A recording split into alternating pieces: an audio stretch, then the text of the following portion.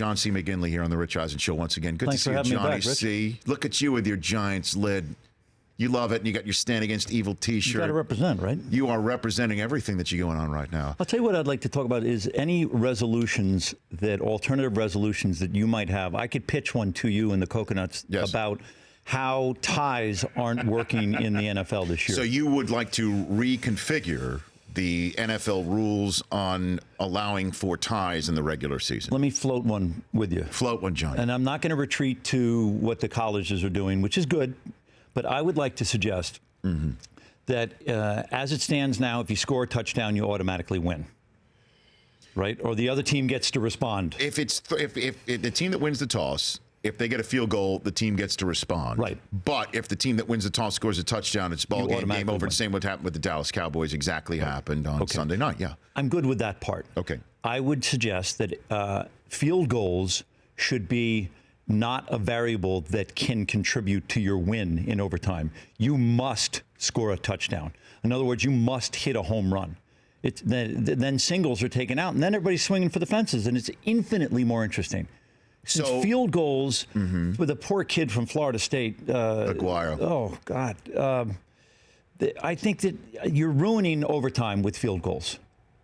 We've gotten this far, touchdowns only. So, but it's still length of field because you don't want to go college where you start at the 35.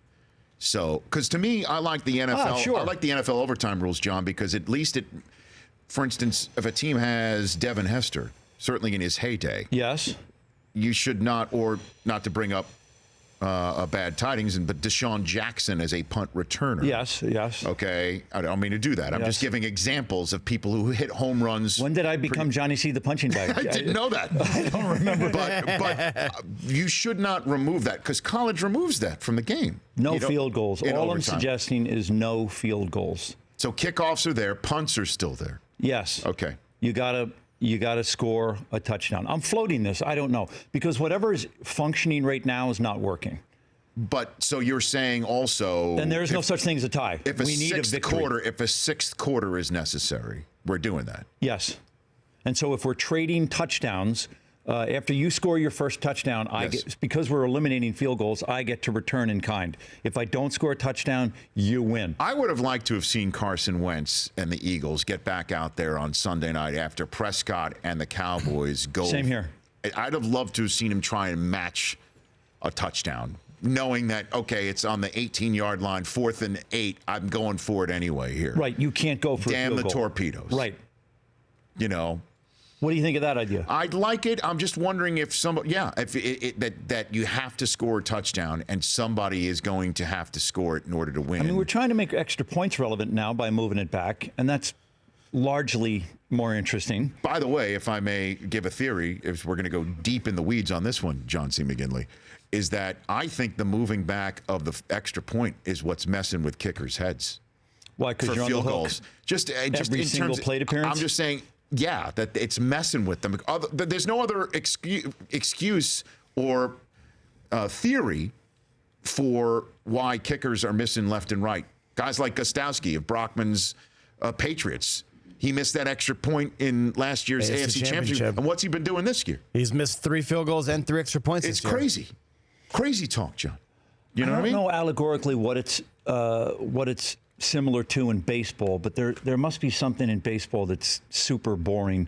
Maybe the pitcher hitting in the National League, although I like that because it becomes a self-policing league. Yes, just like in hockey. Oh, I like that. In hockey is largely self-policing. If you go after Wayne Gretzky, we're going to go after you. Old much, John?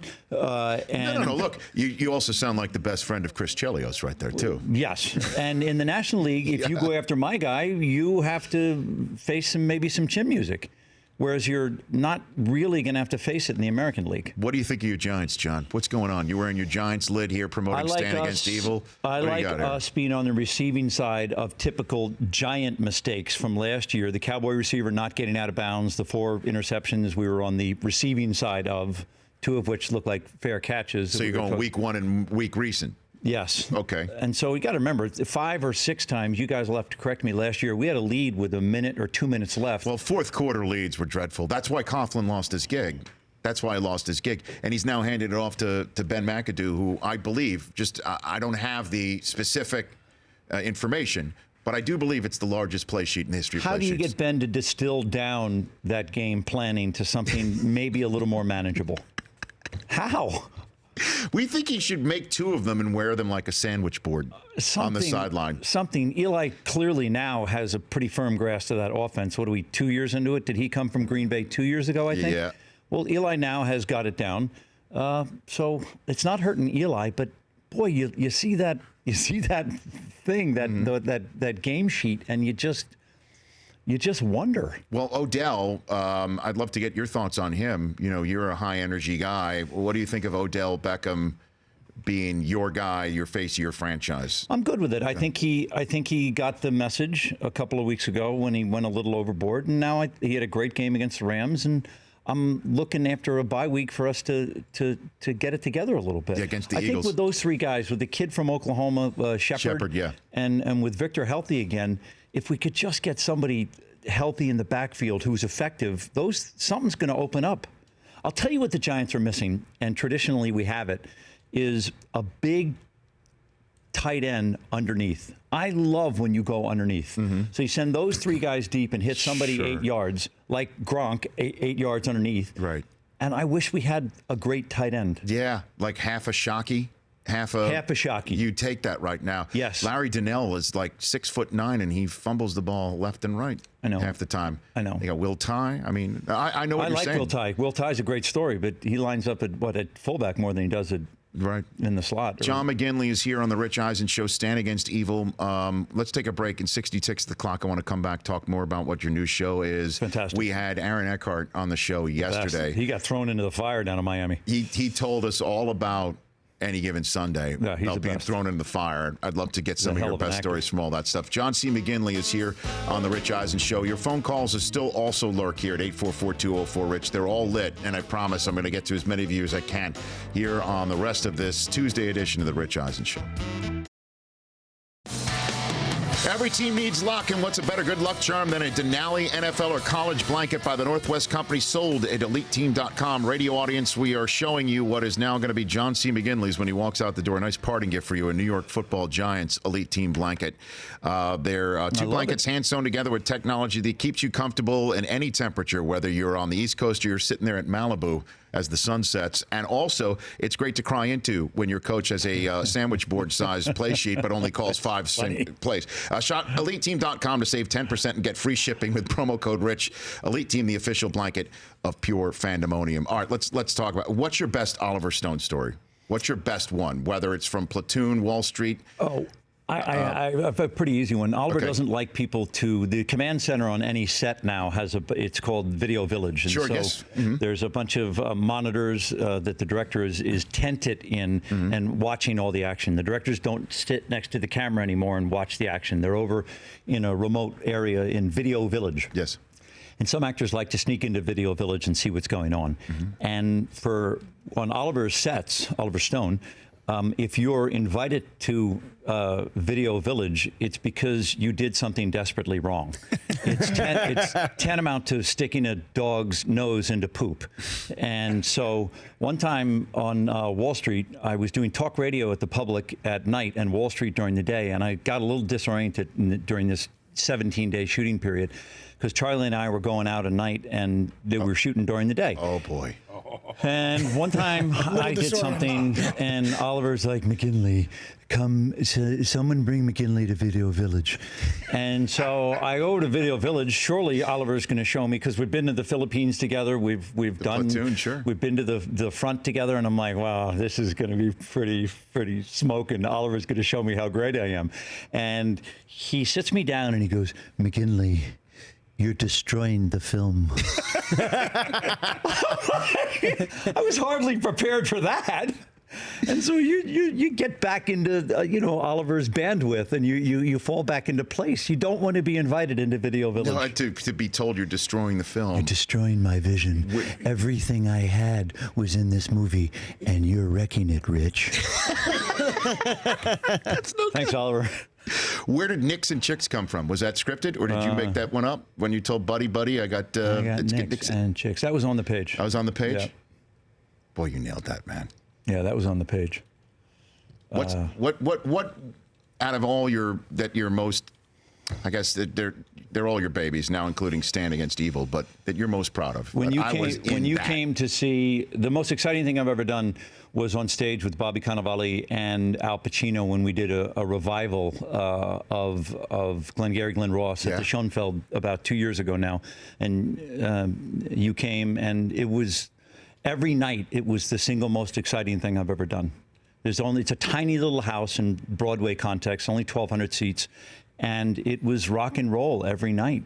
And that play is so violent without anyone touching each other. Yeah. It's just euphemistically about men sticking shivs into each other's esophaguses without touching each other. For a set of steak knives. And for a set of steak knives. Right. And that I would put that one way up there. That was high risk, high reward. No, I thought it was co-hosting the Rich Eisen show with my wife back in January. But after Glenn, I'm not that's used to right being interrupted. If you had let me finish my sentence, I was going to say co-hosting the Rich Eisen show was right up there. Sure.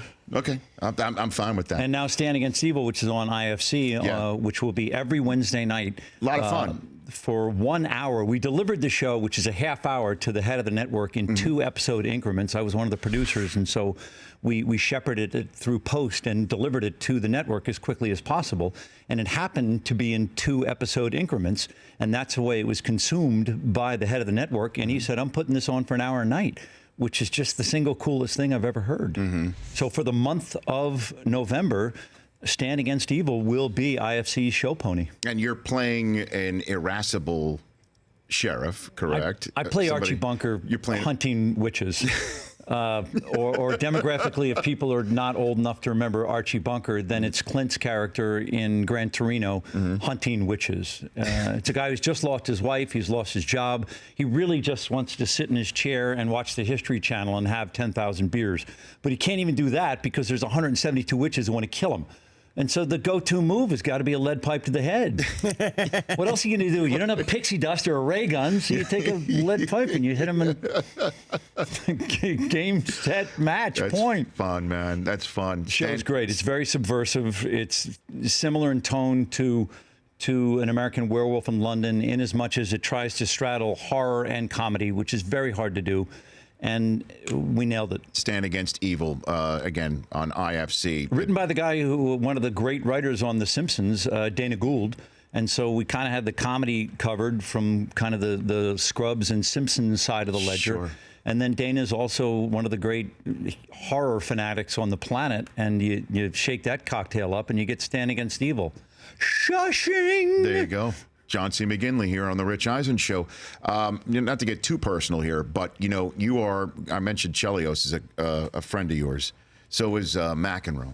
What have you learned being around all-time top-notch athletes that when you watch games, you know what people are thinking? Is there, not to get too deep in the weeds here, but you've been on I would say the most interesting thing about Chelly and Johnny Mac is that none of that's an act. You think Johnny Mac can turn it on and turn it off.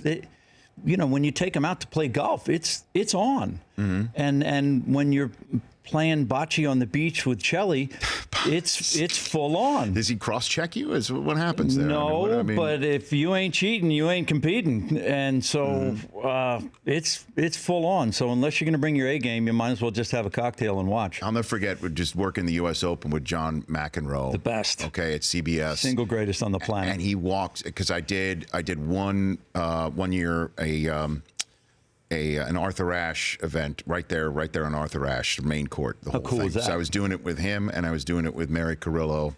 It was over, and I think Lindsay Davenport wiped the floor with somebody whose name I forget in about 35 minutes. But I'm sitting there going through my notes beforehand, and then McEnroe walks in to the booth, and he looks at me and he goes, "Where's Enberg?" Because I was doing it for Dick Enberg. He goes, "Where's Enberg?" He turns around and walks out, and I'm like, "Oh my gosh!" He comes back and he goes, "I'm just kidding." Sat right down right fast. He's the best. He said in his book that Dick Enberg largely taught him everything he's learned. And John's quietly become the best, to me, the best color man in sports. Because a lot of times he lets the scene set the table and doesn't interfere with it, which takes spine. Right. No doubt about that. And so before I let you go, is there a story from your Wall Street evening Charlie Sheen days that you're able to tell?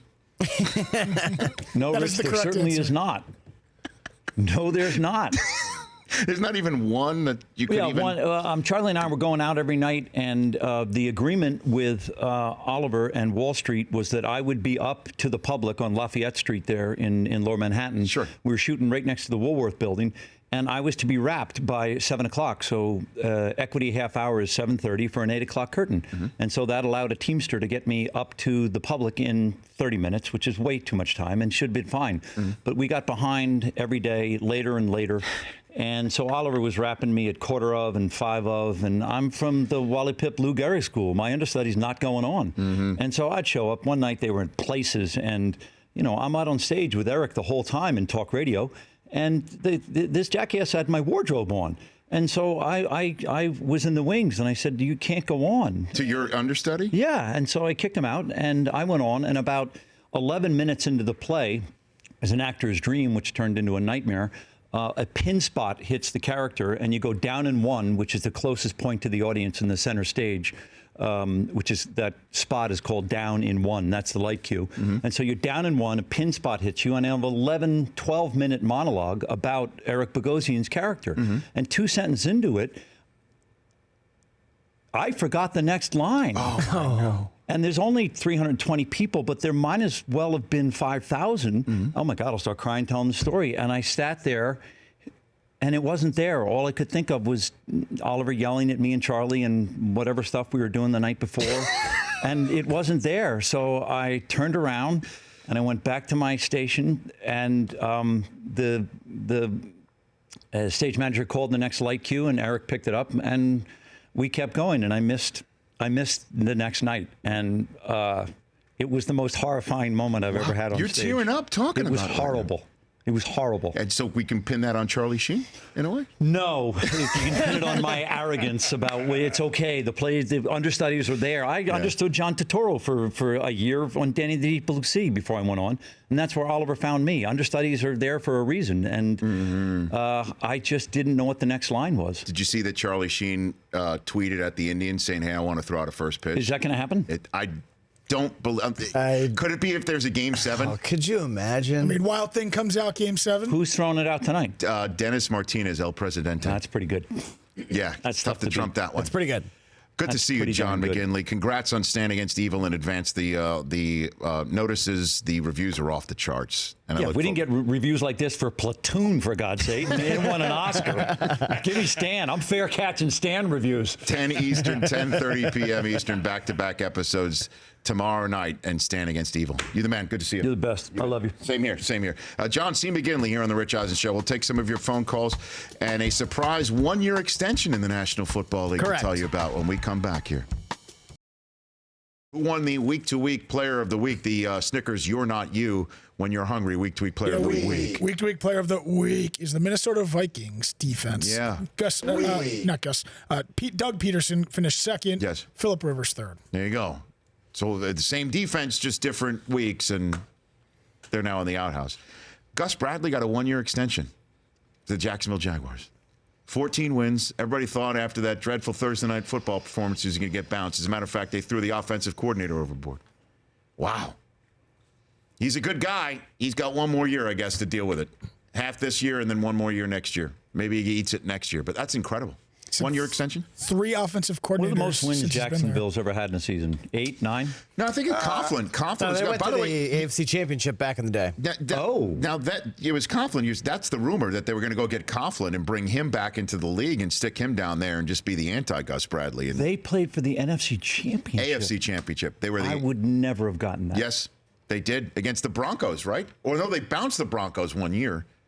At any rate, By the that's Steelers. good. Kyle in Austin, Texas. You're here on the Rich Eisen Show with John C. McGinley. What's going on, Kyle? I'm here. You there? Yes, sir. What's going on? Hey, so I have a win in the tie in the NFL. Okay. And kickers are people too, so we do a shootout like we do in hockey. You start like 35, kick them from the 30, they miss, the other guy goes, or they make it to just That's pretty good. Wow. Okay, Kyle, you're cutting in and out, but I guess that goes He against was what you were looking suggesting, for. The exact opposite of you were the like exact remove the opposite. kickers It should be only kickers after the. I would hate that. Same here. I do like the shootout in hockey, but I don't want field goals. But also, in you overtime. can't have 6-7 quarter games, though, John. That's the problem. Certainly when teams coming back on a short week. What if people playing Thursday night football and then the Sunday before it's quarter 7? Right, it's not possible. But I would like to figure out a way to diminish the significance of field goals in overtime. It's very unsatisfying. Well, maybe that they have and ties, that there is no such thing as a tie. Or college style overtime after regulation goes through a fifth quarter, right? So the sixth overtime would be what they do college From the style. 35 Yes. in. Yeah, I like that. And then no more extra points. You got to go for 2 right off the bat. Panthers, I like that. 14 wins in 1999. Or Jaguars, 14 wins in 1999. Wow, that's impressive. They lost in 2 conference championships, Yeah, one to the Coughlin was the Patriots, man. once to the Titans. Dawn in Ohio, you're here on the Rich Eisen Show. What's up, Dawn? Hi. Hey, Dawn. I have got the weekend of a lifetime planned this weekend. What do you got? My son and I are headed to our first Michigan game. Oh, gosh. You ever been to the Big House, John? Not yet. That's Weird. bucket list. It's incredible. What do you got, Dawn? I got about 30 seconds for you. Okay, I want to know bucket list. I'm taking him out of school on Friday, Yeah. calling it a field trip. So Okay. bucket list things I've got to do in Ann Arbor. Okay, what you got to do is you got to obviously go there. If you could see a game in the Yost Ice Arena, go there. That's incredible. Zingerman's Deli, Mr. Spots. That's a good Brockman, pull. you went to Mr. Spots after the football So game. good. Zingerman's before, Mr. Spots after. Best Okay, Philly and I'm chicken. going to the Chrysler Arena for the There you go. Look at that. exhibition game, too. Dawn, enjoy it. Go Blue. There you go. Good weekend. There you have it. Right there. Do you think there's going to be a Game 7 of the World Series, John? What do you think? I do. I think Arrieta's a horse, and they go 7. Could you imagine that happens? Game 7. 62%. That. And 62% believe it. 62% say yes, game 7. and then Wild Thing throws out the first pitch, right? Charlie Sheen. Got to get Charlie Sheen to throw that out for Game 7. It would be tremendous. hit the I love music. how your story about Charlie Sheen and you going out was that you was something professionally disappointing for yourself, as opposed to cleaning up an actual Charlie Sheen story. That must be that bad. I wasn't that bad. It was just doing a play 8 times a week, which is the off-Broadway schedule. I should have been in bed after work, and I got caught up in the Charlie vortex. And The Charlie Vortex. We'll talk about that in our Facebook Live that's coming up next on our Facebook page.